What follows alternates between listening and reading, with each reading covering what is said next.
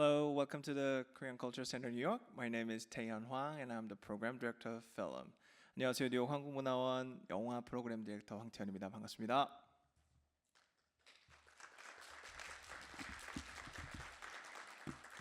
All right, thank you for coming today with the nice weather. Thank you for coming here. Yes.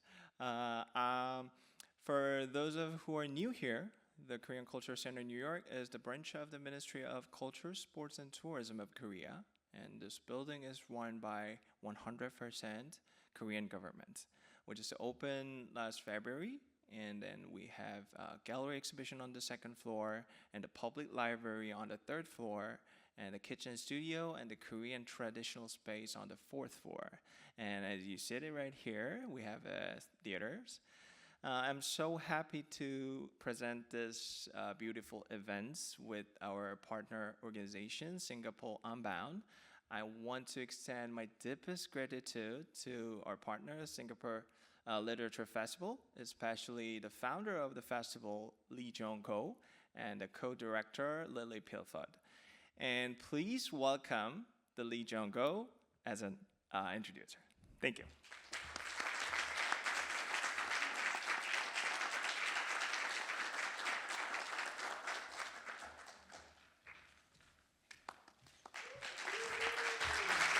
Thank you. Hi everyone, my name is Ji Leong Ko. I am the founder of Singapore Literature Festival. Together with my festival co-director Lily Philpott, I want to welcome you to the 6th Biennial Festival. The theme this year is Living Adaptations, and the program focuses on the art of adaptation in the writing for stage and screen. We're very grateful to the Korean Cultural Center, New York, for co-presenting the first day of the festival.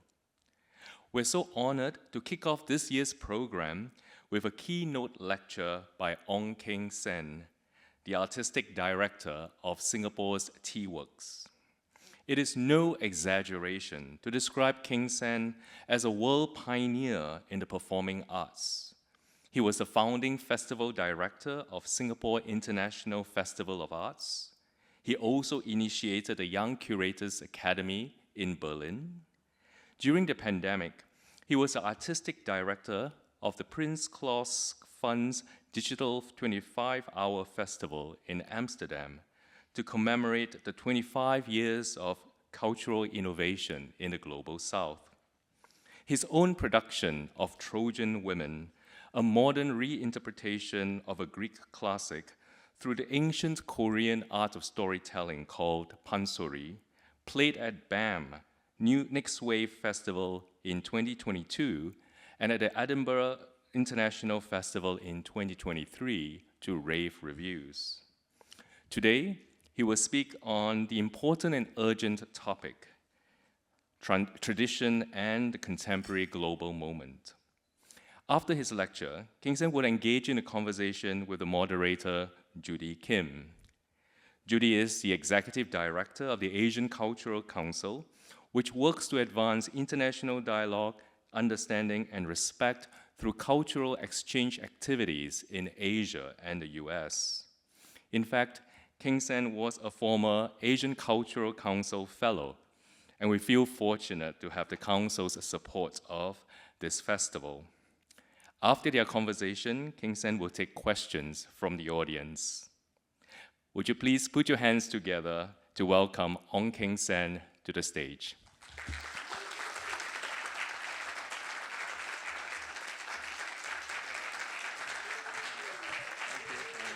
Thank you. Hello, thank you. Hi. Thank you very much. Yeah, thank you. Good afternoon. It's a very nice sunny day, so I'm not sure that we can be as sunny as the outside, but we'll try. Just want to thank the Korean Cultural Center for having us. It's great to be in this brand new building, and of course, the Singapore Unbound, Ji Leong, for inviting me, and also Judy for joining me later on in the discussion. So it's nice to see a lot of old friends, some familiar faces, and at the same time also to be supported by the wonderful technicians here in this space. So I think that what could be interesting is for us to talk a little bit about this production of Trojan Women as a way of entering into a larger discourse about how we continue to live in a spectrum of both tradition and contemporary, and of course this itself moves through certain identities and affinities, right? Because what's happened in the last 20, 30 years is very strong recognition of Asia as a site which is now very often seen to be in contestation with the US through China and US relations. But you see this as a continuing geopolitics of where we are sited for some of us who come from Asia, and to be in a continuing relationship with a global power like the US. So I think that perhaps we should talk first about Trojan Women, and maybe I should start with a slide. Yeah.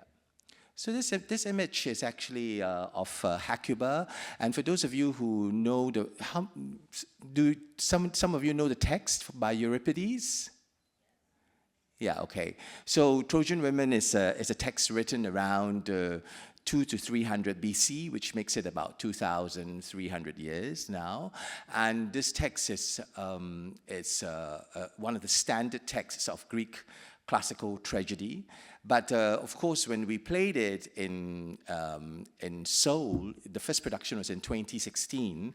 It was not done in a similar way with the Greek tragedy. It was adapted, and it was adapted through a series of processes. And what's interesting to note is that actually we took about 4 years to put the production up. This meant that we started discussing the production in the year 2013, and it was then premiered in 2016. So it shows the kind of tremendous amount of time it takes to make live theater, and of course it also is actually equivalent to as much time as when you make a film. That means that when you actually produce a film, you take about 4 years lead time, and what is interesting about film and live theater is that live theater continues to cost as much as it did when it first premieres, right? So that means that every time we make the production, it will cost $1 million US, because to bring together a group of people, 50 people usually, to sing, to play musical instruments, to run the whole backstage and design. If you imagine that means that with that you could probably make 5 chamber films, right? That means 5 or 6 chamber films, because we have been produced and presented. 2016 it was in Seoul, 2017 it went to Singapore, and 2018 it traveled to Europe. It went to London first, and then to Vienna, and then to Amsterdam, so a series of summer festivals. And in 2020 it was intended to go to Paris and to New York, and then finally to return home to Seoul. But the pandemic, as you know, hit. And what happened was that the only production that happened was the production in Seoul. And what was interesting was that we went through the rehearsal process. I was in quarantine to then be able to work after 2 weeks with the cast.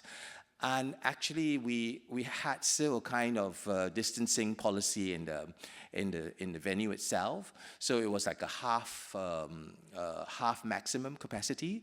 And then halfway through the run, we had to close the show because the numbers rose so dramatically again with COVID that we had a choice of returning all the tickets, which was already half the theater, maximum capacity, and returning the tickets, and then actually reselling a quarter of the capacity. So this was, of course, it was too much work by that time, because we had already gone from full house, and we returned all the tickets. It was sold out for 10 days, and we returned all the tickets when we had to open at half house. And now the idea that we had to close again, return all the tickets again, and resell another quarter of the house was just too much. So we closed the show early, and in 2022, it was invited to New York. It was actually a return invitation because it had already been invited for 2020, but due to COVID, so 2 years later we were invited again, and then in 2023 it went to Edinburgh. So actually it's gone through quite an extensive life cycle, because most shows, I would say, live shows last perhaps 3 to 5 years in a repertoire, but this time with this production is already 8 years, and but every time it's mounted, it would cost $1 million. So it's a very, very expensive process, and to think about how to justify this and why it's still important to be live, I think is a question of, the central question is related to this idea of living adaptation, right? Because it involves the live performance of pansori or changgeuk, and in particular, this form itself is going through many transformations through the centuries. So not only was there a kind of a journey of Greek classical theater for 2,300 years to understand how a work can last so long, means that it has continued relevance. And unfortunately, the continued relevance is women and war. So this means that we have constantly in the world been at war in the last 2,300 years, which makes it constantly relevant. And in the Korean production with pansori and changgeuk, it's probably having a conversation with 600 years of adaptation, right? Because pansori is said to have started in Korea around the 14th century, and this is essentially a storytelling form. It's usually with one singer and one percussionist. So they are as a team, roaming the countryside, and they tell stories. There are many pansori plays. There were many pansori plays in the past, and now there are 6 that are still extant or existing, and 7 fragments. 7 fragments, that means incomplete plays, making it like a very small repertoire of only 13 plays. Or 13 stories. And even that, more than 50% is just fragmented excerpts. So the 6 surviving full length was performed by one singer playing all the parts. And then around the turn of the 20th century, it became modernized to become a musical form. So from a storytelling form, it became a musical form. And this musical form itself was an adaptation of popular taste, right? Because it was involving hybridization with musical theater, as well as with opera, with music theater. So by the time we came to Trojan Women, to do a production of Trojan Women, it was very complicated. The question of like, how should we mount this musical form? And I think that it's interesting because we decided as a team, based on the concept that I proposed, to go back to a kind of the kind of bedrock of pansori, which was to go back to one singer, one instrument. So it was not just percussion, but like, for example, Hecuba is supported by one instrument called the komungo, and the komungo is a kind of a zither, and it's played essentially with it's strummed quite heavily with a wooden kind of I would say it's almost a it's not a stick, it's like a pedal. It's played with a wooden pedal, and it's usually representing the male voice. And in the structure of pansaris, it usually represented the patriarch. Obviously a king in some of these stories, but also sometimes the father role. And so we decided to use this instrument to accompany Hecuba, who in the course of the Trojan Wars ended up leading a group of Trojan women. So she was kind of the only surviving authority, and so she was represented by this patriarchal instrument, or actually we appropriated the instrument for her to present all her monologues. So one of the central ideas was to return to some kind of beginning foundations of pansari, right? Because the changgeuk musical form had become very lavish. It had become like, I mean, I suppose you could imagine it to becoming like Broadway. So if you have a storyteller, and then suddenly you have The Lion King, a production like that, that's the metamorphosis or the adaptation from a storytelling form to a grand musical. And so part of the process of Trojan Women was to return it to the humble beginnings, to have one voice and one instrument, and to go back to the idea of the sound of a voice.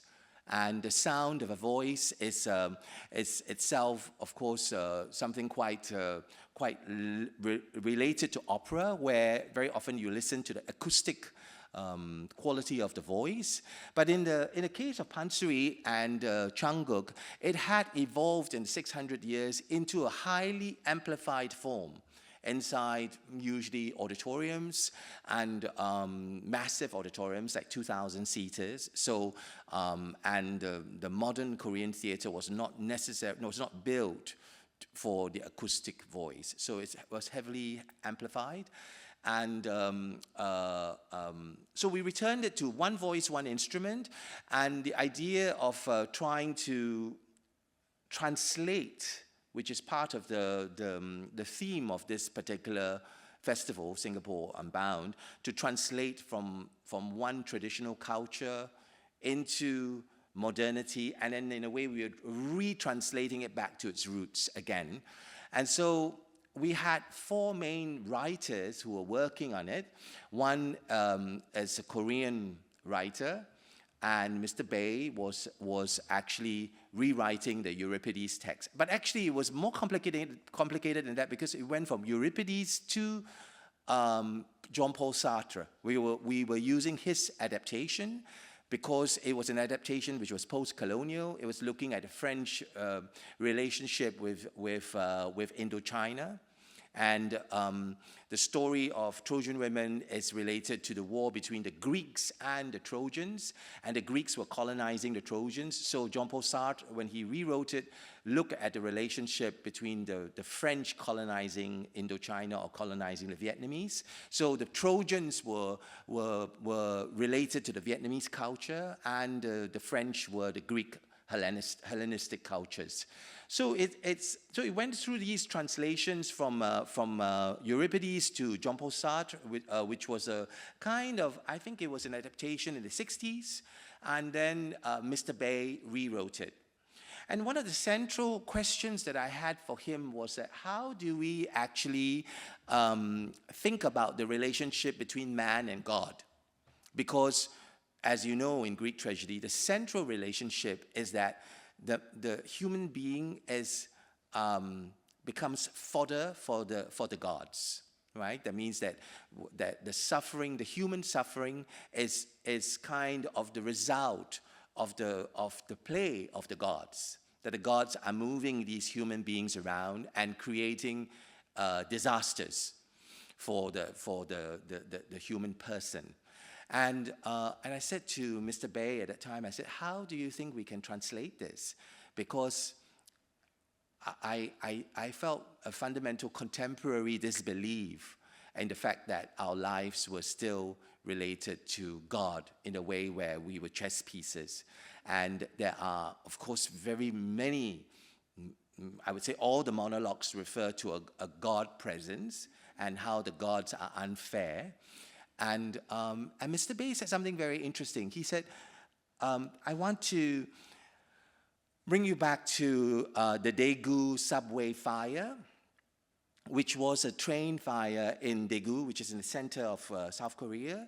And the train fire was the result of arson, but because of some errors of the train, the transport personnel, the two trains that were involved became was disastrous fire, and I think almost close to 200 people died. They were roasted in the trains, and Mr. Bay said, at that time, a lot of the families had gone to the Daegu transport system and asked for compensation for what had happened to their family members. And the standard reply that a lot of the bureaucracy had was that, well, we have already compensated all of you. So it's a standard compensation, and we will not be able to do more. So he said that, okay, so in that situation, you have the individual family or individual going to try to seek redress from the gods, the God voice, right? And this God voice is usually a government authority, a government voice, who as a god says, no, you have already been compensated. And he says that this is the new gods that we have. The new gods are the governments who decide to continue funding the wars that we are experiencing. The new gods are the people who have a way to stop the wars, but are not stopping the wars for a variety of different reasons. And in that sense, Mr. Bay's approach was to rethink the gods. And there's a very central scene where Hecuba, in the end, she challenges the gods and she screams at the gods, which is, you know, like, and the Opera House and BAM is right to the top of the 2,000 seats. And she screams at the gods and she says that, you know, you want us to be forgotten as Trojans, but we will never be forgotten. We may have lost the war, but we'll be remembered forever. And of course, they are remembered forever. They have been remembered 2,300 years later. And so this idea of human suffering at the hands of gods continues, but it was an adaptation to re-looking at, like, who is really in charge of our lives, right? That it's no longer Zeus, it's no longer Aphrodite, it's no longer competition between two goddesses, who's the more beautiful goddess, but there is something that's happening that's controlling our lives. And this is a kind of a living adaptation and a constant transformation of looking at the human individual in relation to power, right? And how we have been, as you all are quite aware of, having lived through the whole Black Lives Matter, Me Too, there has been a whole kind of relook at who has the power and how we can appropriate the power and how we can actually question or interrogate this power. So at that time, it was for me quite interesting to think about, okay, how do we translate this to make sense to the Korean audience and to the Korean singers, to these women who were singing it. And I felt that it was actually important not to just think of it as a play, but we had to activate some kind of internal resonance for these performers. Because I was very mindful that I was coming from a non-Korean perspective, entering this form, and actually asking them to think of themselves as Greeks, and they still had names of, like, in the performance, Polyxena, Andromache. Hello, what's that? Who are these people? Why is my name, you know, from Kim Byung-hee? Why am I now Helen or Andromache or Cassandra, and what do these names mean, right? So I felt that it was important to try to activate a kind of emotional relationship, and that the relationality between these performers and these characters and these themes were not 2,300 years before, because I can see that when they perform Pansori or Changgeuk, there is a kind of disconnect, right? Because they're singing of like relationships of women who are deserted by their husbands. They're singing about loyalty between two warriors. But this is all like from 600 years ago, when actually the pansori plays or stories were used by the rulers to, in a sense, create a hierarchy of duty and relationships. Right? That means if you are a woman, you have a duty to your husband. If you are a man, you have a duty to your king. And these traditional pansaris were actually reinforcing these relationships. And so how do we make sense of it today, where we are actually interrogating power? And how then can we have relationships with this emotional material, where the women, you know, every rehearsal they were weeping their hearts out, and you can't do that with material where it's just a play, where it's just a text. You have to activate some kind of emotional resonance with them. And at that time, we were also going through a major moment in Seoul, because some of you are aware of the comfort women issue. And at that time, Japan had made a major reparation to Korea concerning this issue in court. The litigation had completed, and there were a lump sum that was returned to these women. But of course, many of the comfort women who were sex slaves to the Japanese Imperial Army, many of them had already died. And I don't know where the money went to. I suppose it went to some kind of association. And the Japanese embassy said at that time that now that we've completed the reparations, we have to remove the statue of the comfort woman that you have placed in front of our embassy, right? So, and there was a big movement at that time by a lot of the university students to protect this statue, right? So it was very emotional, because these young undergraduates, like it was a little bit like Occupy Wall Street. They occupied the street outside of the embassy, and they camped overnight to protect this statue for weeks. And it was the entire period that we were in rehearsal, and the young people camped, and they played games. They did all sorts of lectures around this statue, and it was in this kind of climate that we were actually rehearsing this work. And of course, it was also for me important to ask what was going to happen to the Trojan women after they leave Troy, right? Because they are all, this is the moment just before they board the ships to go to Greece. And they would end up as slaves, including some of them as sex slaves for their Greek rulers. And many of them would be dispersed from their mothers and sisters and their grandmother. And this idea that these women were actually facing some kind of slavery, that there was going to be a range of, they were going to be labor, different sorts of labor. So the idea that was holding the performers together was this narrative of comfort women, and what happens to women, that they become chattels during war, and they are moved around, and they lose their individuality, of course, and of course their relationships with the soil and their relationships with each other, and they belong to somebody else, as in Roman times or Greek times, where you are a slave to a Roman general or that general's family. So maybe we move on, and this is a scene of Cassandra, and it's interesting because the production had to be written in two different ways. There was, first of all, the text, but the text had to be put to a meter. So you could not just have the text. You couldn't say, like, tonight the moon is bright, but you have to put this, tonight the moon is bright, the syllables of that, into a meter. So actually there was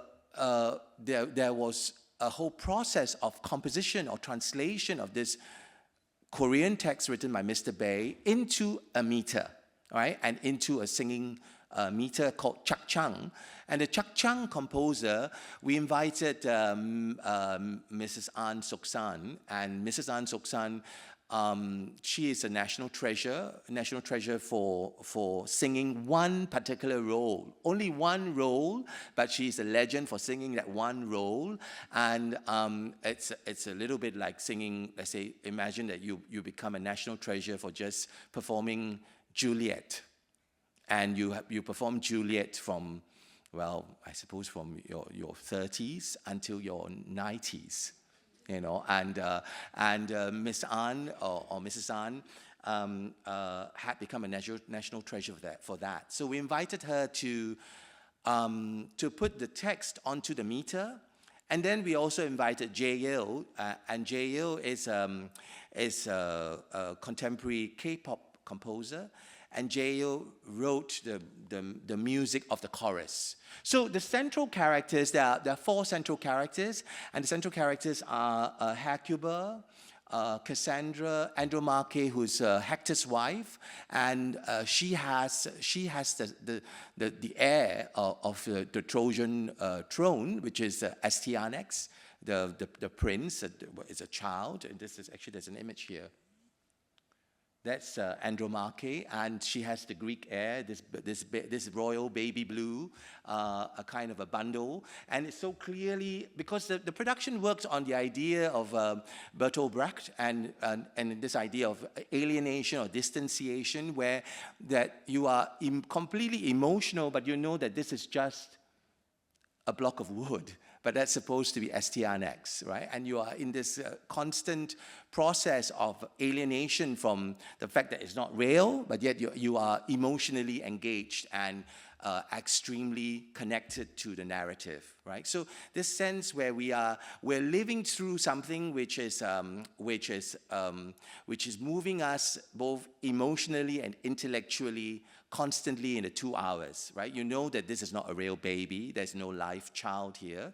And even though they are singing that this child is going to be thrown down the cliffs and his head will be banged against the rocks of the cliff, you intellectually know there is no child, but then emotionally you're moved. And this is what Bertolt Brecht calls this constant process of alienation or distanciation, where you are looking at issue, or you're thinking about the issue of what happens to women and civilians and children during war. So Andromache was important because she was the mother of this child. And then we had Helen, which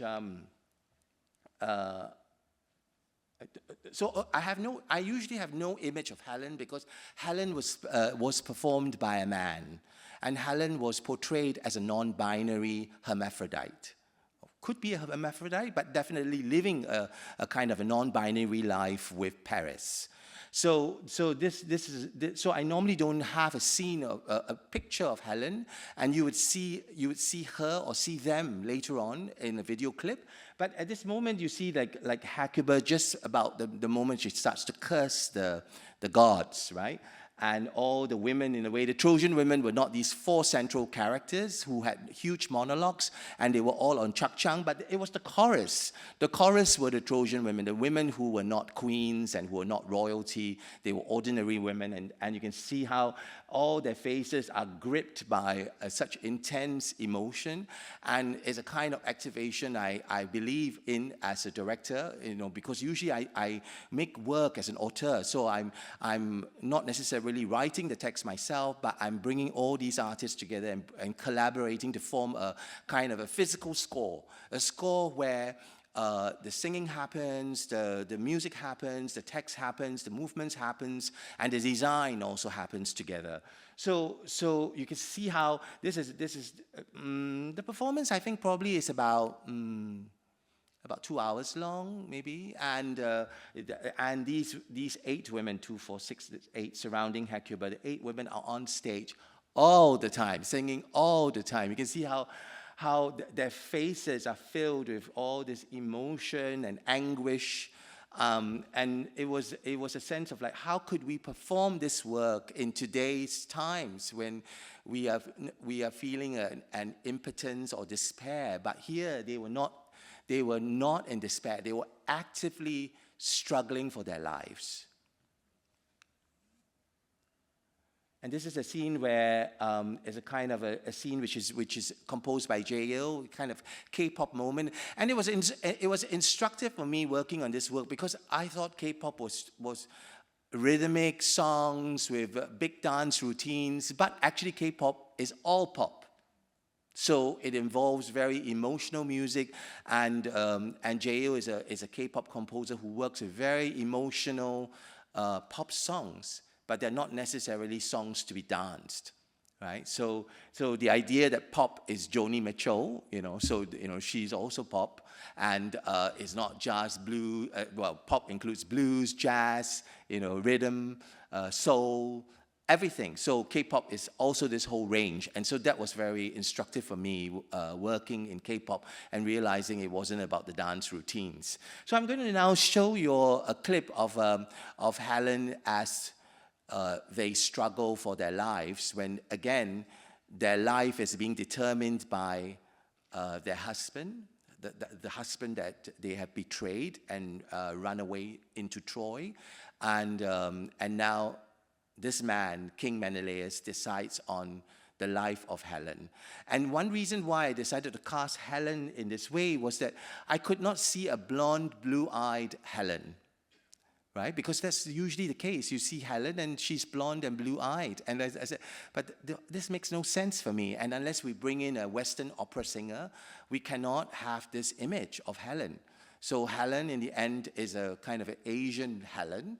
And Pansori is such a specific form that we couldn't bring in someone to just train, because they train for years to sing in this way. And so in the end, I cast a male Pansori singer as the non-binary Helen. So let's listen to her or them pleading for their lives.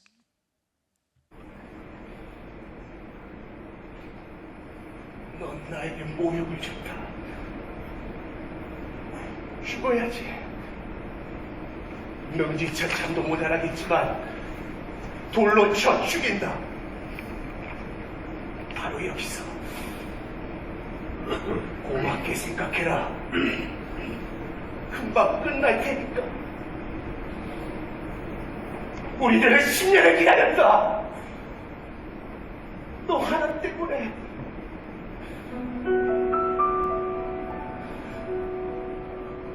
아무도 모든 단에 기부한 나의 운명 하느니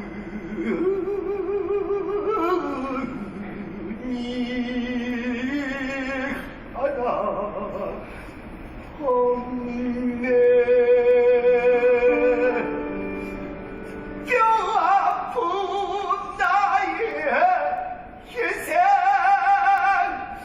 낯선 사진 손에 끌려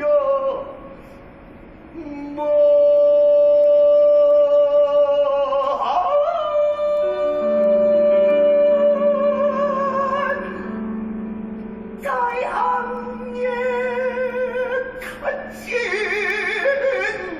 이 몸 긴 밤 눈물 치며 온갖 고통 견딜 적에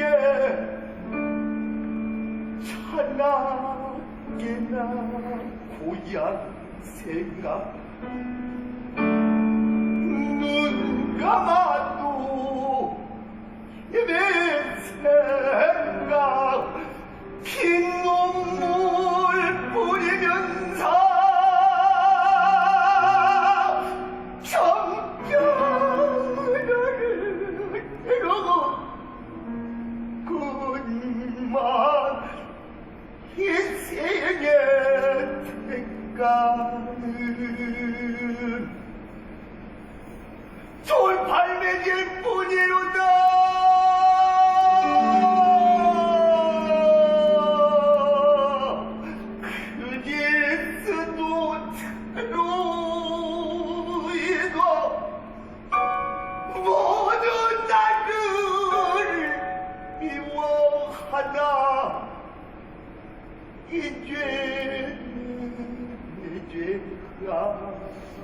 아니라 신들의 죄인인데 이제 나를 쳐주겠니 온당하고 합당하고 마우 그지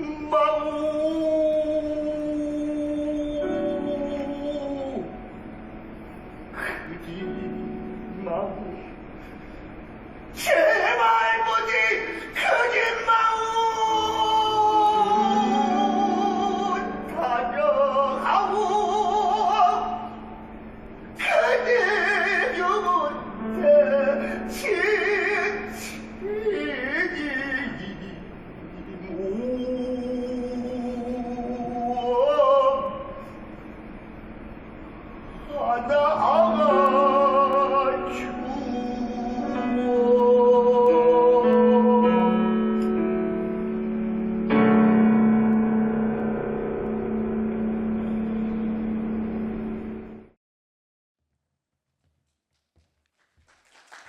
Yeah.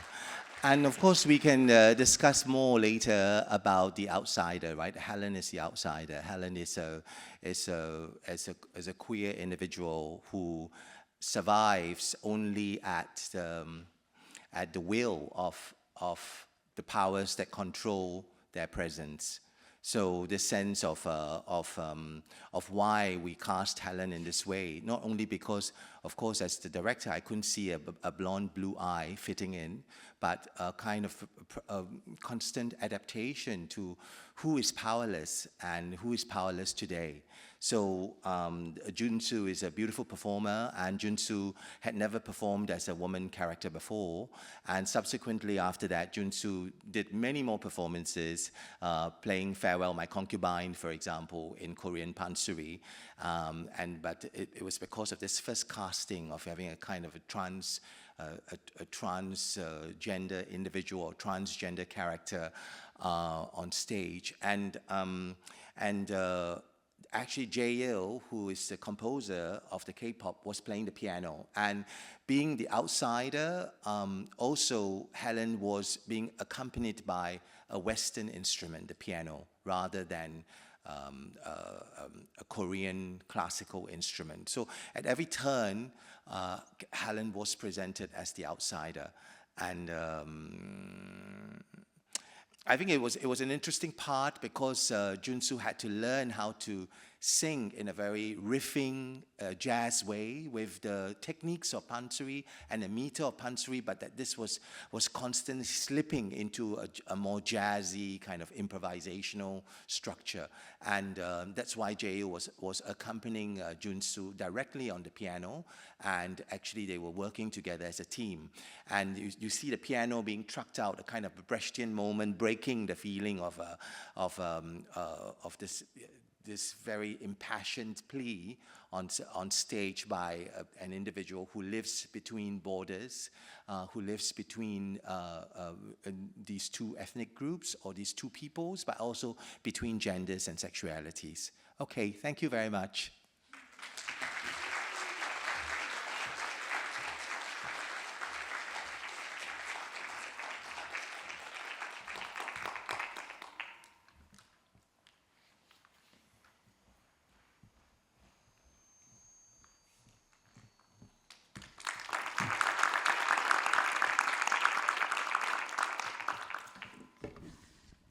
Thank you, Keng Sen. That was great.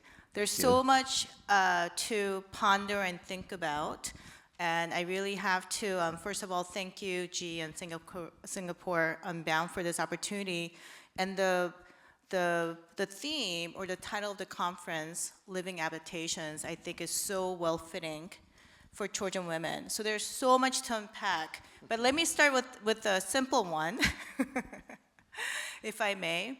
So, working with the National Changgeuk Theater of Korea and choosing pansori, which is a very, I think, an unfamiliar art form for even some Koreans. But I think certainly outside of Korea, it's a difficult and unfamiliar form of an art form. So when you were entering into this project with pansori and with all the iterative means to get to the performers, what were you thinking? In terms of, did you think about, is this going to be understood? Will it be appreciated? Were you thinking about the audiences, especially outside of Korea? Yeah, well, of course, in Seoul itself, Seoul, like Tokyo was around the 80s, 1980s, there is already a kind of living process of adapting to tradition. So the Korean entertainment industry was already adapting to all these traditional forms and bringing them into a more pop consciousness. So in that sense, it was not so, I was not proposing something so very radical. I mean, it was radical in terms of how we treated it, but there was already a kind of entertainment consciousness that we can bring this kind of very traditional 600-year-old form into mass entertainment. And in terms of whether it meant anything abroad, I think you don't really think of making a work and think about touring the work immediately. Because I think that when we make a work, especially for performing arts, we're always working very locally. We're working with the immediate context. And if it's lucky enough, and if there is a not just lucky, but if it's relevant, it will tour. And then you start to think that, okay, so what would this mean to Vienna or to Amsterdam? I mean, we knew that we were going to move back to Singapore because there was co-production between the Singapore Festival and the Korean National Theatre. And the National Theatre, just to explain, has actually three sub-companies. There's the orchestra, there's the dance company, and then there's the opera company. So together they form the National Theatre, but they will call themselves the National Changgeuk, which is a national opera company, the National Orchestra, the National Traditional Dance Company within this big umbrella. So, of course, because it was a co-production already, it was coming back to Singapore. And I think that for myself at that time, I felt that it would have a conversation with what we lack in Singapore, because we lack traditions in Singapore. And there's no positive or negative about it, but it's just that it's an island that's constantly reinventing itself, being 25 kilometers by 40 kilometers, now 6 million people, but how can this group of people continue to live even 50 years ago in the same way as 50 years ago? It's a very dynamic situation and a constant need to adapt. So in a sense, I felt like bringing a work which was having these long roots to 600 years ago to some kind of source or well of sustenance. And we talk so much about sustainability today. Because we have lost our sustenance, as human beings, we've lost the connection to all these things that we were connected with before. So I feel that it's constantly important to think about human sustenance. How did we live 600 years ago, and what was it like? So that actually brings me to, I was thinking about the word adaptations, both in terms of Trojan Women, but also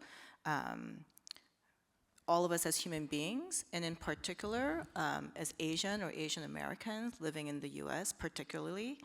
So I Googled, as we all do these days, the word adaptation, and just want to read just a couple of different definitions, right? So an adaptation is any heritable trait that helps an organism, such as a plant or animal, survive and reproduce in its environment. So that's one kind of a definition.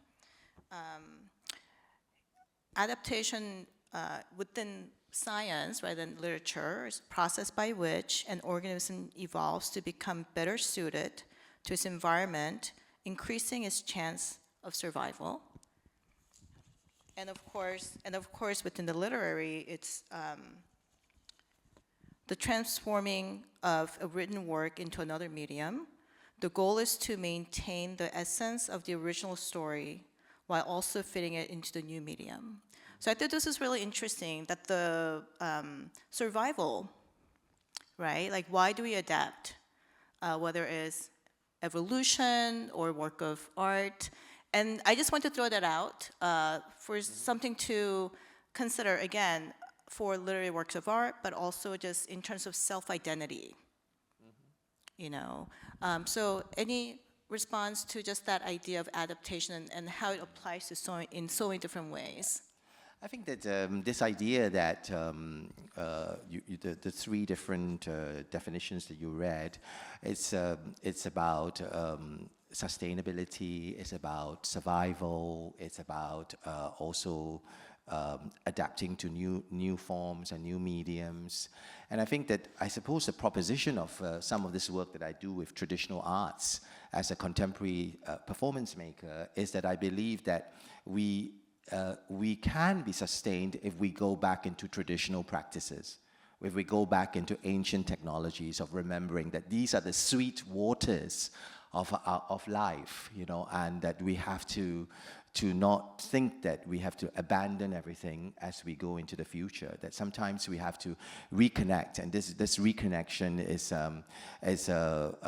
like right now I'm working on a project in Nepal where we are really looking at the place and how each place has a certain practice and a certain ancient technology which is in oral culture. And how can we actually listen to these oral memories of a different way of life, and that's a way of connecting, as a technology of connecting with the soil, and how soil is so depleted. Like in Singapore, you know, there's been a lot of the soils that we live on, which were soils, farming soil, and this has become taken over by the military. And after years of being pest-free, and you know, the soil is now going to be destroyed, and we are losing soils in this way all the time. All the natural soils, which takes decades to become pure, it's so easily corrupted, you know. And this is a very central question for me, actually, about traditional practice is about food security, actually. Because we are in a time when we are losing our food securities because we have destroyed the way we farm and the soils that we live in. Yeah, and so going back to tradition is quite an important conversation for me about sustainability also. Thank you. That makes me think of something that we were talking about when we were chatting earlier about the idea of activation, right? And the notion of adaptation for me is very much linked to activation. And then we were also speaking earlier about the role of the arts, right? And you know, when we talk about the arts across different cultures, you know, there's soft power or cultural exchange, as you know, we both work on, but that there might be a space between art and diplomacy, which is activism. So, you know, what you just said about going back to tradition and literally, like, resources, food, to literally survive, right? How do you see that relationship between what we do as artists or arts supporters and the idea of activism? And if adaptation is perhaps a tool or method of survival, what's the linkage? How do you see those relationships? I mean, I think that in Singapore, we hardly can use the word activism. You know, I know of three individuals, three women who went out to, they just wore certain T-shirts about Palestine and about Gaza, and they were arrested, and they were, so we can't even protest. In the protest or the activism has to be very couched in terms of activations. So when I use this word activation, it's very much related to this idea of a different way of looking at activism. You know, it's not just a confrontation, but it's to activate something that's inert. You know, like in my decades of, I just turned 60, so in my decades of work, You know, I remember that we did projects where we archived like crazy, you know, that we walk into a room that's maybe a quarter the size of this stage, and it's filled with videotapes, cassette tapes, everything, archived. And as long as these archives are not activated, they are just useless reels that's left, you know, on the shelves. And so this question of activation is a form of reawakening, re-listening, of kind of that is still waters that have to be re-channeled, reignited, a latent potency that needs to be reactivated. So I believe a lot in this idea that there is a potentiality, which is not even a potential, but it's just a potentiality, and that this potentiality has to be activated. And in all walks of life, you know, even in just performing a text, how can this 600-year-old text or 2,300-year-old text become activated to mean something vivid and immediate, and that it kind of like courses through our veins and speaks to not just us but the audience so immediately. So this idea of activation, and you know, and I think artists have to, that's our, well, that's I can't speak for all artists. For myself, I believe in activating what we have left, to remember, to re-emote, and I see this as somewhere between art and diplomacy, you know, because of course in a lot of this kind of work, like I am an ambassador that enters the National Theatre and says, okay, let's try to make this material, use this material to something else. Let's not just use it in the heritage content, but let's look at it as a Greek tragedy. And so I have to be an ambassador in this direction, right? When I'm speaking with the National Theatre, we took 1 year of convincing them to do something like this. So usually I would say that theatre takes 3 years. Working with any national theatre, you have to take 4 years, right? And so there is that process. But then at the same time, like right now, I'm also an ambassador with all of you about traditional theatre, right? Because we don't necessarily work with tradition as the first thing in our daily lives. It is an effort. It is a journey, and I feel like this idea of diplomacy, and you know, there have been times when I've been invited to national theatres and I work, and sometimes doesn't work out, because art goes beyond diplomacy. Art making is something more than just being diplomatic. Art making is also a confrontation. When you write a text, when you sing a song, it may be triggering certain things which should not be triggered by these hegemonies of powers. They don't want to have these triggers. They want these things to be locked up and not activated. So, but the artist is not just a diplomat. So we have to go beyond that, yeah. Yeah, I wrote down something you said the other day. You said about diplomacy. Mm-hmm. You said good art isn't always diplomatic. I want to kind of turn back to you, and when you came to New York in the 90s, early mid-90s, on the Fulbright, and ACC was able to support that effort, you went back to Singapore after and created this network called Arts Network Asia. Can you speak a little bit about that? Because I think that relates back to kind of your, maybe one of your earlier forms of activation as an individual, right?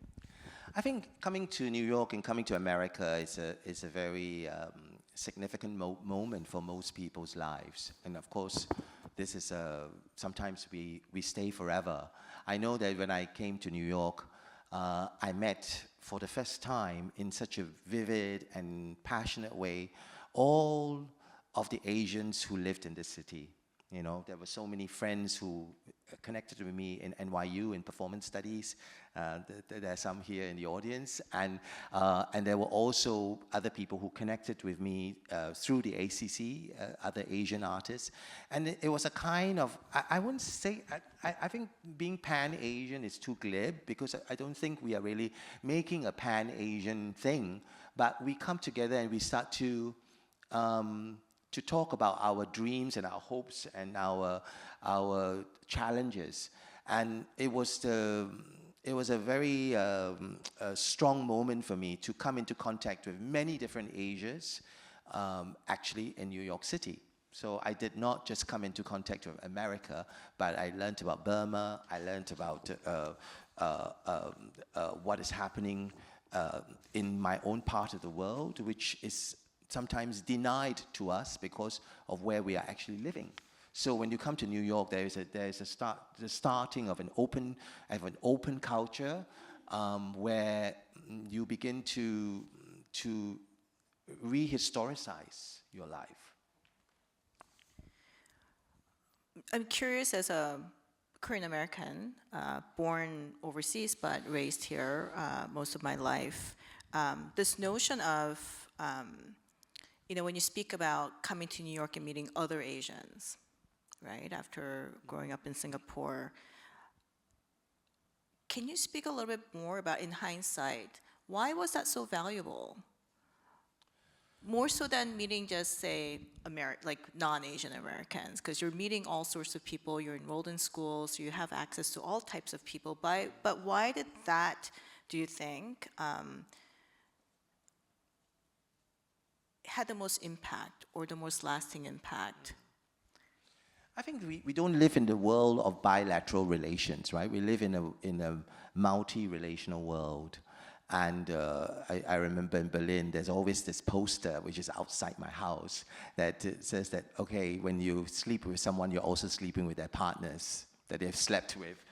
And it's like completely multi-relational. So it's not just bilateral, a bi-relational relationship, but it's more. And so the question of being in this kind of world where you are all interrelated, and what's happening in Gaza, what's happening in Ukraine is affecting me, even though, I mean, people are still surprised, you are so engaged with Ukraine, as if like, just because I'm Asian, I don't have a relationship with Ukraine. And so I think that this moment in New York was very precious for me. I was here in 1993, and for 2 years, I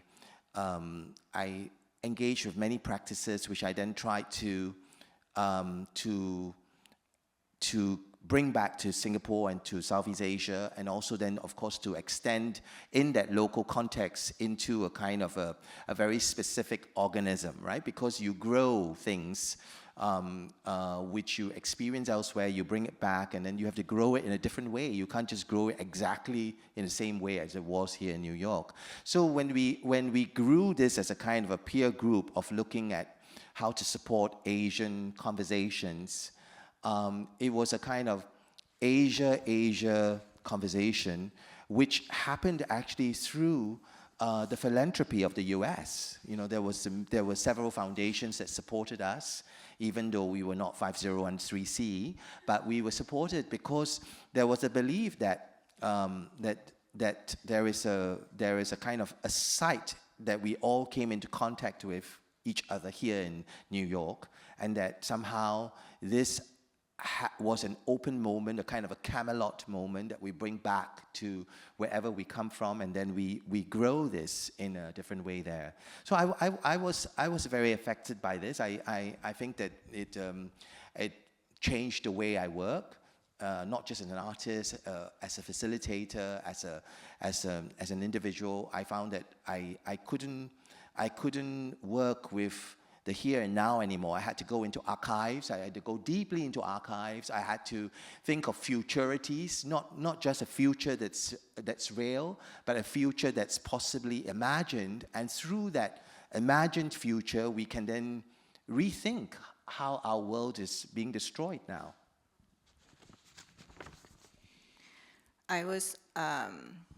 I'm curious when we get to the questions and comments, I hope, from the audience members. I'm eager to hear from you as well about this question, because I think one of the things that Singapore Unbound does is allow for artists of Asian, mostly in New York, mostly in the US, but to be able to connect, and it's not just for people from Singapore, right? It's like Asian diaspora. So I'm curious about that, this notion, because I think that self-identity especially is very much shaped by the context. Your identity is constantly,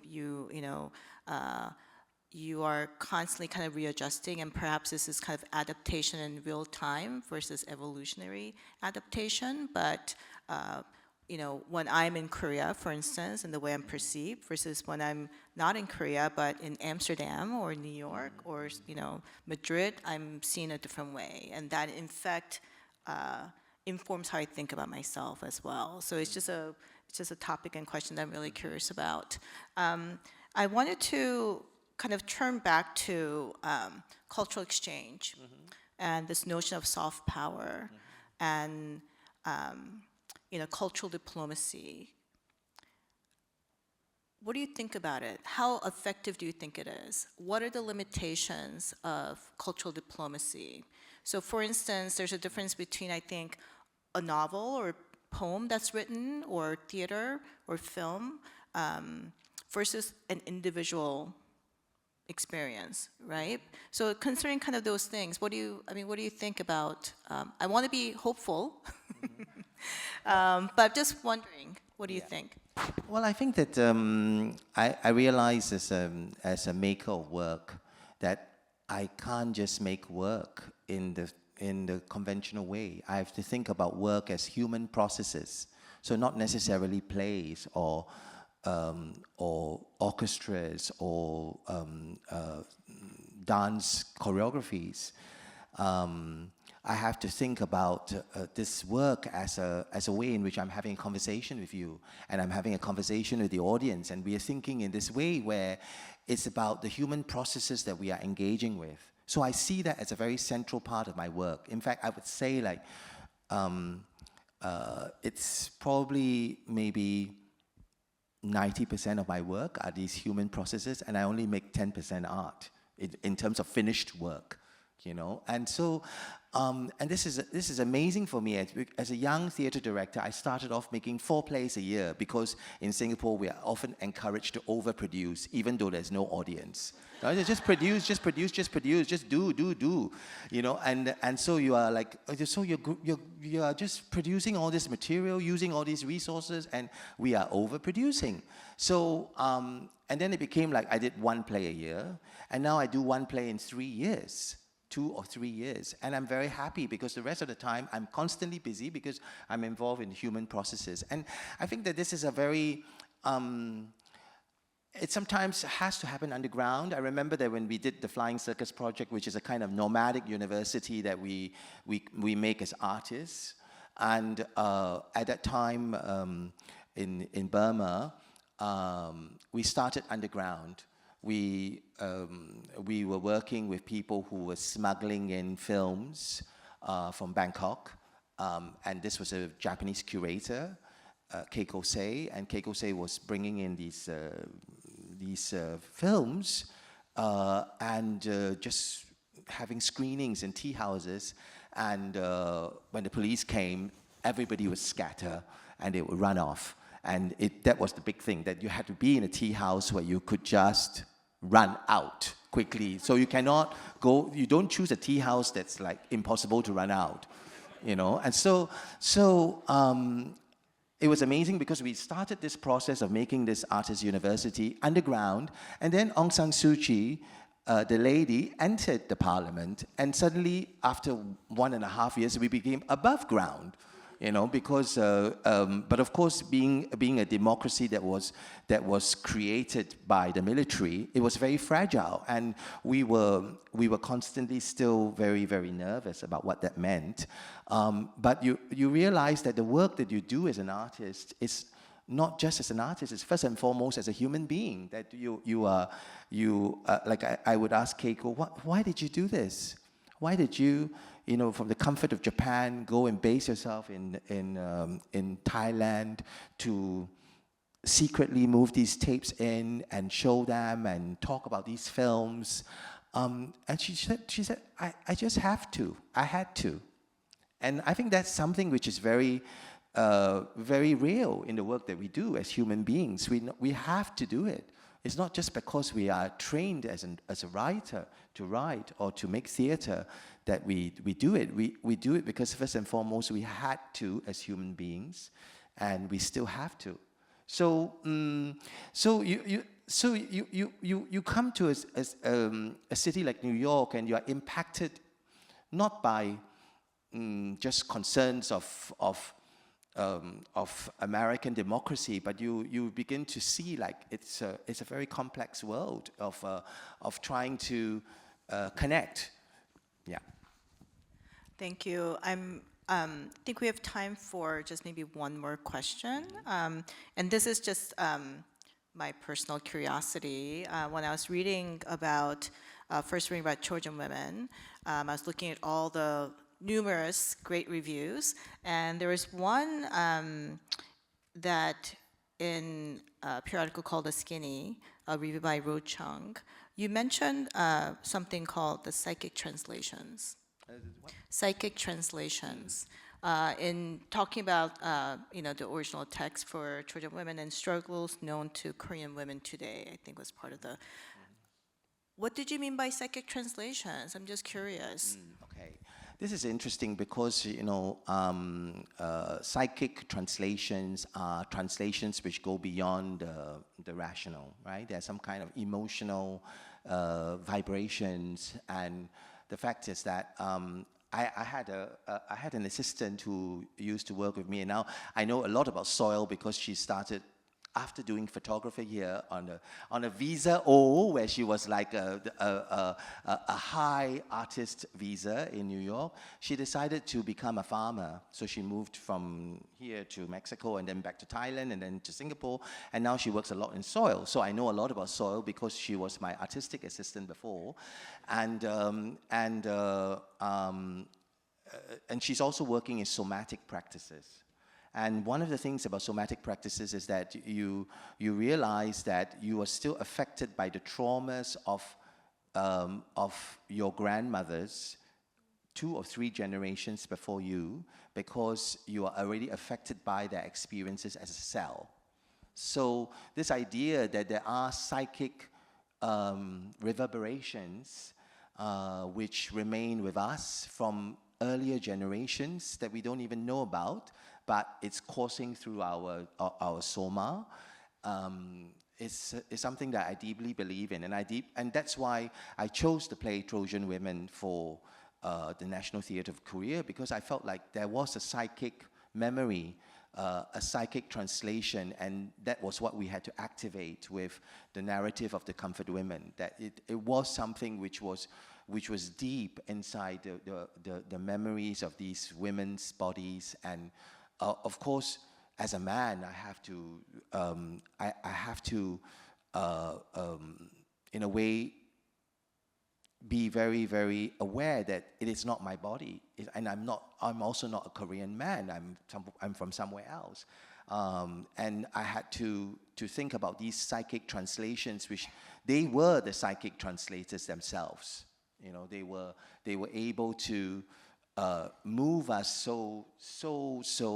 The impact, every rehearsal, we are all weeping. Everybody on the stage management desk, we are all there, designers from America. And design were made by American designers whom I actually worked with as a very young director at the Public Theatre. And I invited them back. A Korean American, Myung Hee Cho, who works in UCLA as a design professor. She had worked with me at the Public. And Scott Zielinski and Austin, who works at the Builders Association. We were all, in a way, kind of being very aware that there were translations which were non-literal and irrational translations as outsiders working in a material. and how then can we activate these irrational memories and psychic presences. Thank you, Keng Sen. I would love to open it up now to some audience questions or comments. And I think we have some people helping us with mics.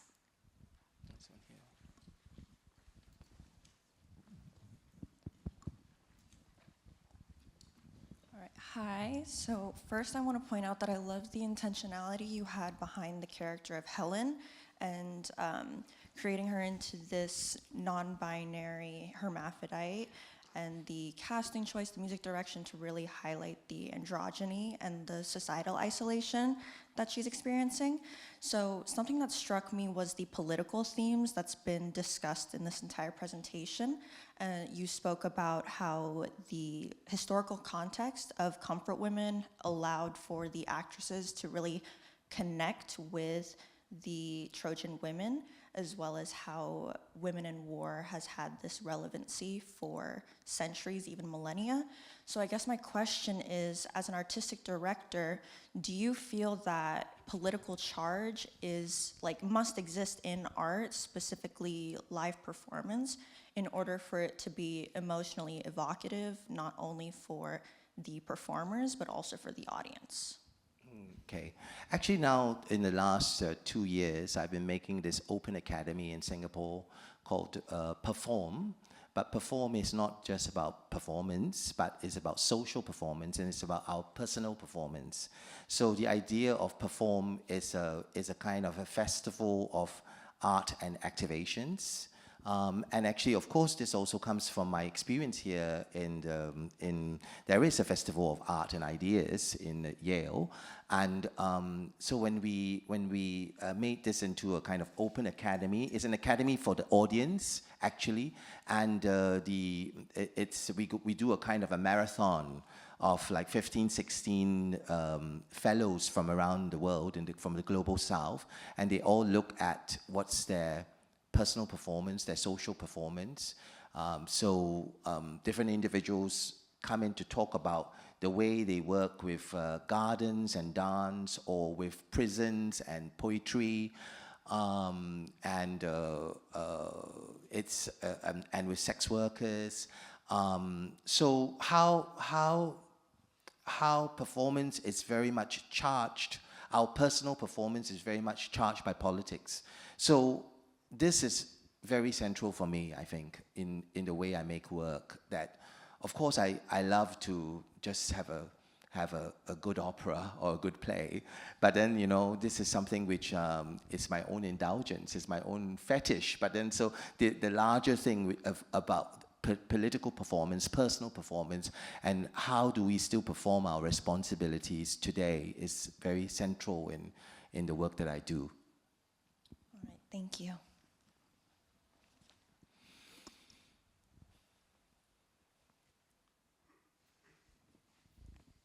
Don't be shy. Yes, right up here.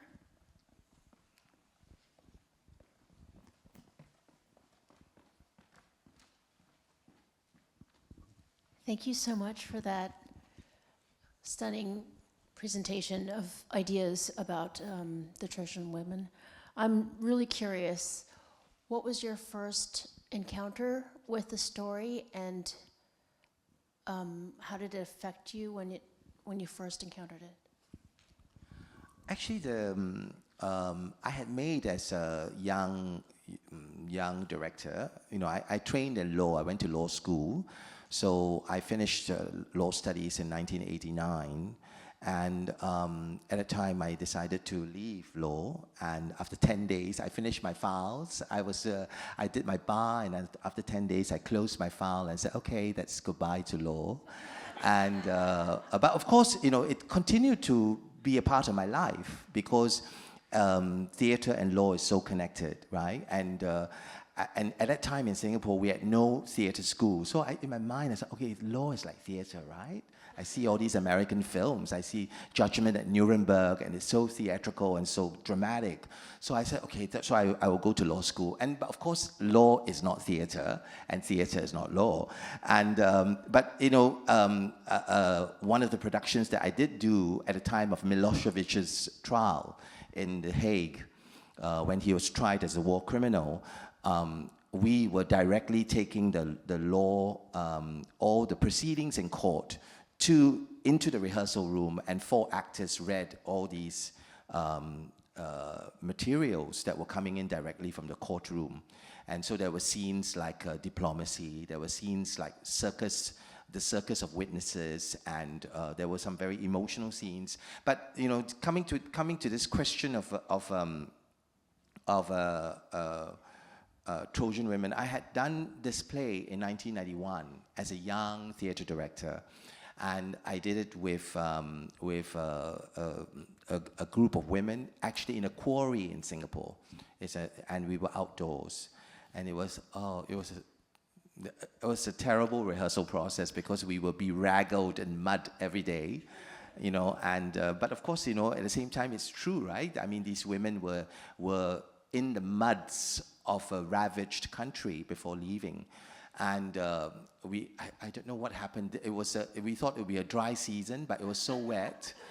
And but it was interesting because there, Helen was cast she was an American actress living in Singapore, so she was the blonde, blue-eyed, and it must be very evident that Helen only appears in the last 15 minutes. She is the foreign woman who is attacked by all the local women. And it was important that she was different from all the other women. So in that sense, for the Korean production, it had to be clear that as soon as Helen comes out, everybody is aware that she's different. So in Singapore, that was achieved because it was an American actress playing this part. And we had... It stayed in my mind and my memory because it was so deep, this idea that we suffer in such extreme ways when we are in a war, because the text that they speak and they sing is so amazingly, it just grips you, you know, even when you're just reading this, like, okay, I'm going to go to bedtime now. And then when you read it, it's like, oh my God, and you can't put it down. These impassioned speeches by individuals as they face the end of the war before they are shipped out. And one memory I have of that production in 1991 and was that we had a dawn performance, and so all of us came to the theater, to the quarry at 4:45 or something. So, and then we settled down, and Singapore, dawn happens in 10 minutes. Boom. And in the middle of the scene, so we started in a very nice, it was kind of with a campfire, a bonfire, and everybody was like, oh my God, it's like the stars and night and all that. And then by the time we were in scene 2, it was bright daylight because the sunrise happened in 10 minutes. And we were doing a dawn performance, but we didn't do a dawn rehearsal. So, you know, so we just said, okay, we're all going to meet there at 4:45, and we did the show. It was sold out. We had a beautiful breakfast, but the show, which we thought would be like, in the end, when they are marched off onto the ships, that would be the sunrise after like a number, like let's say 90 minutes of sunrise. But then it was 10 minutes. And so after that, we were just like in this bright sunlight, but you saw also you know, because with site-specific work, you always have very big impressions. I remember like Meredith Monk doing Roosevelt Island, and that was one of my first works that I saw here, you know, going to Roosevelt Island in 1993. And I bring Meredith Monk up because I think that she was very important to at that time for me, because she talked about, not about identity, but she talked about affinity. And she was, you know, one of the first Americans who went to study Asian music and Asian mythology. She's a Tibetan Buddhist, and she said that, you know, that I live in a world of affinities. I don't live in a world of identities. And that was for me also a great moment coming to New York in 1993 and realizing that, okay, please put away all these identities that I learned for 5 years in Singapore, because, who is Singaporean, who's Singaporean Chinese? What does it matter? It's about who you have affinities with, So you may have been, again, a kind of psychic translation. I had a friend, and it's such a beautiful story. I'm sure she won't mind me telling this story. She was in Mexico, and then she met a tree in the park going to the museum. Those of you who have been to the National Anthropological Museum in Mexico, it's in a big park, right? And she passed this tree, and then she felt that she knew this tree from a long time ago, that maybe she had an Aztec life. And she held the tree and she wept until the museum was closed. And she said that she just went in for the last 5 minutes of the museum because there was such a sense that this tree from a long time ago, and then you have some kind of psychic memory of this tree. I'm not very into this kind of thing, but when she told me, and now I'm a bit emotional, it's because I do feel like we have these memories, and I had a memory of 1991 in the Quarry, in this terrible dawn performance where it was great, but we were in bright sunlight. And then I had this memory, and I proposed this to the National Theatre, because I remembered this performance. I'm sorry, one more. So were you assigned the Trojan Women, or did you decide, okay, did you read it and then decide to stage it? No, I was invited to think of a project with the National Theatre of Korea, and interestingly enough, we were talking about this. I was invited because they wanted to have an Asian who was sensitive to Korean traditions, because they had an American several years before who directed a famous pansori, like a Shakespeare play. And so they felt, okay, perhaps that you as an Asian would be closer to these traditions. And, I think that's a kind of a stereotype. But okay, so I'm fine with a stereotype. It works for me. And so I went in and I said, okay, let's think about this. And I proposed Trojan Women because I was so, we do as, when we are commissioned, we sometimes enter into contexts where we have to come up with an idea, right? That means you are commissioned, you have to suggest what's an interesting project that you want to do. And then you of course, you look at certain kind of parameters and certain kind of apexes in that culture, So I suppose if I was doing a play, I would today look at Judgment at Nuremberg, if I was doing a German city theater production. If they would allow me to do something like that, I would suggest doing this now, at a time when artists have to sign, when they get a grant in Germany, you have to sign an anti-Semitic clause, and the anti-Semitic clause involves you not making any critique of Israel.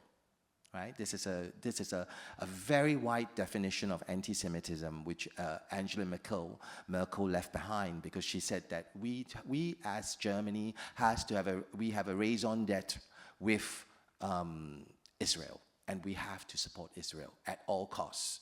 So now you have a kind of situation where a lot of artists and I was based in Berlin during the pandemic. A lot of artists are affected very much by the fact that you are anti-Semitic as soon as you criticize Israel. So. Thank you. I'm just one more. I meant in 1991.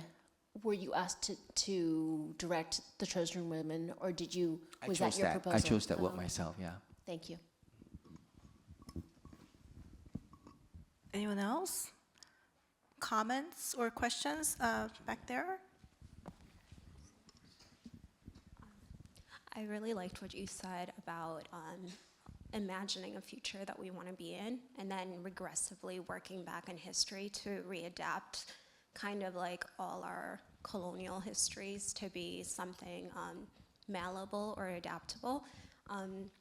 And you did a lot of work, I guess, with playing with gender.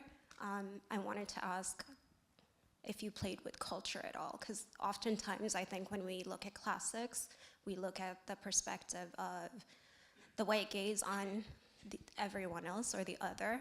So when you adapted it in Singapore or in Korea, were there cultural elements that you adopted or adapted for those cultures? Actually, the work was quite difficult to do in Korea because actually, in terms of diplomacy, it was not diplomatic anymore to talk about comfort women in the National Theatre of Korea. So, very often it was very sensitively dealt with, and that's culture with a capital C, right? Because you are dealing with, geopolitics, but also at the same time, of course, with relations, with decoloniality. I think that we can't, as an artist, we can't be unaffected by decoloniality today, because we have lived in it, we have been victims of it, we have perpetuated all these colonial relationships ourselves, not just as social systems, but also as individuals, perhaps. And so this question of decolonizing our practice, there are many ways in which you can look at it. One is decoloniality, the other is care and repair. I'm more interested in care and repair because I think that wellness involves care, but it also involves repair because we can't just be caring, we have to repair certain things that have happened. Even though we were not there, we are psychically affected by that. Maybe our grandparents did something, I don't know, maybe, it's very, or ancestors from a long time ago, with grandparents are still fairly, vivid. I think that care and repair is something that I feel like as an artist you cannot avoid. Yeah, that's a central part of our work, I think. And I think that I don't make art. I'm involved in these processes of care and repair.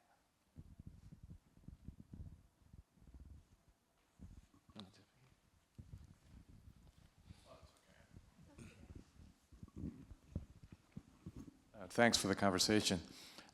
Diplomacy, tradition, culture, art, and all of that involves the forces that helped you create the Trojan Women, and that leads to inevitable conflict, right? Whether within yourself or with your partners.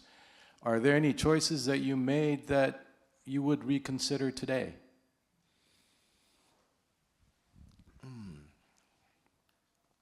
I think that I'm involved in, as I said, these processes of care and repair, and sometimes it makes bad art.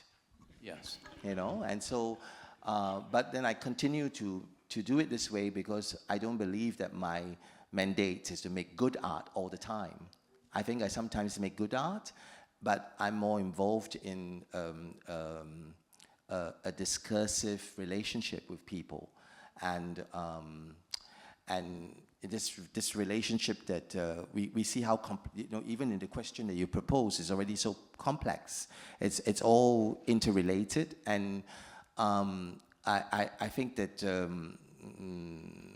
I believe that aesthetics is just a part of my practice, and so very often I know directly that this is not going to be emotional.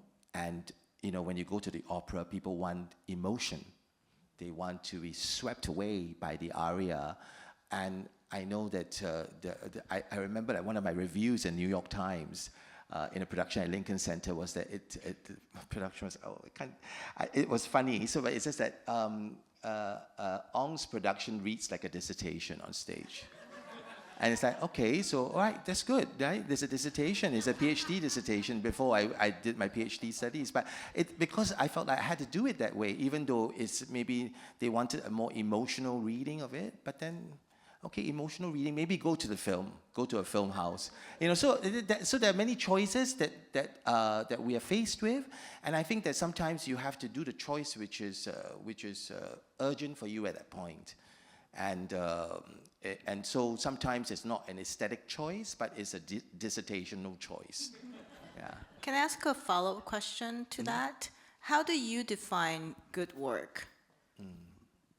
Is it, so, you know, the New York Times review said it was like a dissertation, but was that work for you personally? Was it a good work? But how do you define that? I think that there is a, when I say that good art, I'm using a kind of a standard, right? That how the average audience will think about art. But for myself, I suppose good art is necessary art. Good work is necessary work. So actually, and that's why I stopped making so many works, because maybe they were not necessary. It was not necessary for me to produce 4 works every year, like a machine. But maybe it was something that I would do only once in 3 years. And I believe that it takes that amount of time, and sometimes it's still off the mark, because good intentions also don't always make good art. So there's so many different ways of looking at it. So, you know, so I suppose that maybe I remember seeing a pottery exhibition in The Hague just recently, and it was it's an amazing show, because this potter was involved with her entire body to cut with a huge parang or sword or a blade, the vase that she was making. It was a huge vase. She had to stand up to continue to make to work with the wheel. And it's called like the vital cut, where at that moment when it's so intense that you've built up an entire vase that's 2 meters tall, and suddenly you strike it, and it's a kind of a vital cut, but then her entire body is involved in that gesture. So some people would say, like, why did she do that? It was a great vase. Why did she cut it? You know, and she did it because it was some kind of gesture as a human being that she felt she had to do, and that was her practice at that time. But I think that there are these moments when you know that you have to destroy that beauty, because that beauty was an Aryan beauty. It was a beauty that was a way of exclusion, of excluding. It was a beauty that was about grading who is deserving and who's undeserving. So that kind of beauty has, at a certain moment, be cut down. So I mean, and I know as an artist that there are so many beautiful things that Leni Riefenstahl makes beautiful work, you know. But in her Olympic movie, and but how do I feel about that when she was a Nazi and involved in all these actions as part of the Nazi army was? Yeah. Thank you. I think we have time for one last question or comment.